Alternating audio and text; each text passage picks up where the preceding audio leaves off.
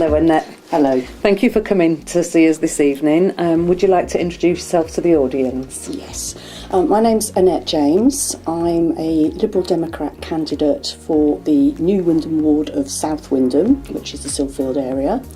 I'm a Norfolk girl, born and bred. I grew up in nearby Bunwell, and I left home when I was about 19 or 20 to go and live in London and work overseas as well. For organisations like the Ministry of Defence and Reuters, and I came back to Norfolk in 2003 and moved to Wymondham in 2009, and I now live on Harts Farm Estate with my husband Julian Fulcher, who's also standing as a Liberal Democrat candidate for the Harts Farm area, East Wymondham, and I run my own business from home as a massage therapist. And I don't have any children, just one cat, which is my substitute child. And what's the cat called? Patches. Patches. Yes. Excellent. So you've been settled in Wymondham since 2003. Yes. So, 13 years or 2009, Attleborough before that. Yeah, for a few okay. years. So what is it that you like most about living in Wymondham? Well, I think it's difficult to just pick one thing, really. Mm-hmm. I love the town centre, the history and the architecture.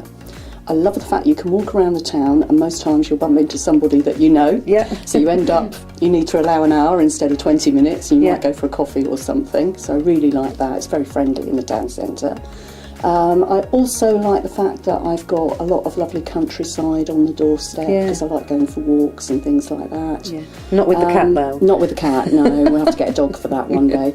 And just really the facilities, when Wymondham is so central for transport and everything like that. We're very lucky, aren't we? Very lucky, really, yeah.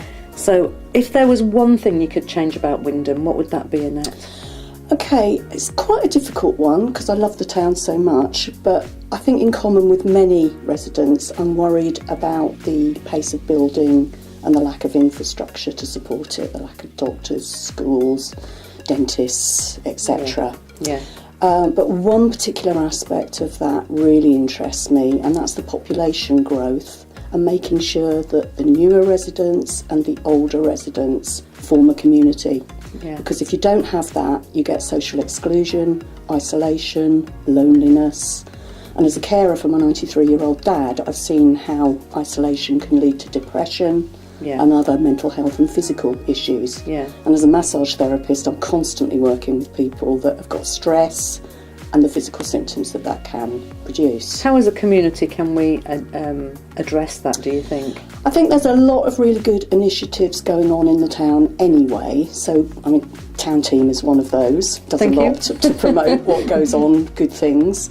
And there's other institutions, like the Roots Cafe, the Pabulum Cafe, Wymondham Community Kitchen, Wymondham Access Group, all these and many more work to promote social inclusion. Yes. So I think one thing that I would hope I could make a difference with as a councillor would be on the leisure and environment side of things. Okay. I volunteer in the town as well, and I'm quite interested in getting a sort of good neighbourhood scheme together and promoting the work that all these various institutions do to a wider audience so that newer members of the town know what's available to them. Excellent. And, can take advantage of it. I'm going to please Tracy now from Ket's Books because I'm going to give her a bit of a plug.